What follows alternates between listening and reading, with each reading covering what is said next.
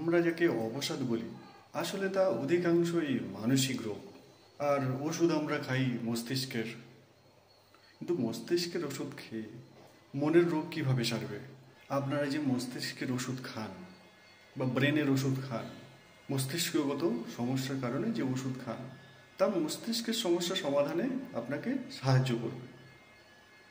কিন্তু আপনার মনের যে সমস্যা, আপনার মানসিক রোগ, তা মস্তিষ্কের ওষুধে সারানো মুশকিল।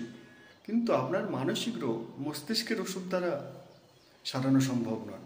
তো যে সমস্ত ব্যক্তিরা মনের অবসাদ কাটানোর জন্য মস্তিষ্কের ওষুধ নিচ্ছেন, তারা একটু সাবধান থাকুন, একটু ওষুধ নেওয়া কম করুন। কেন কি, মস্তিষ্কের ওষুধ দ্বারা আপনি মনের রোগ সারাতে পারবেন না।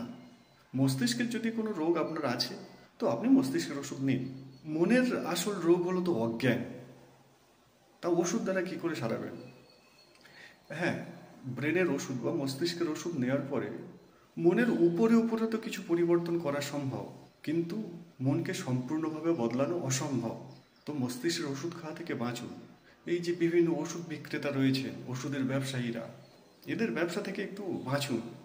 আমাদের অধিকাংশ অবসাদী বা 90% তা মানসিক রোগ মাত্র, মস্তিষ্কের রোগ নয়। আর মনের মূল রোগ হলো অজ্ঞান। যদি অজ্ঞানতা দূর হয়ে যায়, তবে আপনি মানসিকভাবে সুস্থ থাকবেন।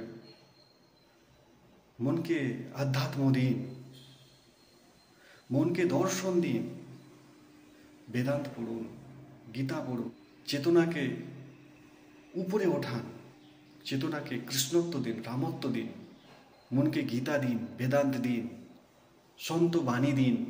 মহান সন্ত অনেক রয়েছেন না, তাদের মধ্যে মহানতম হলেন সন্ত শিরোমণি কবির দাস।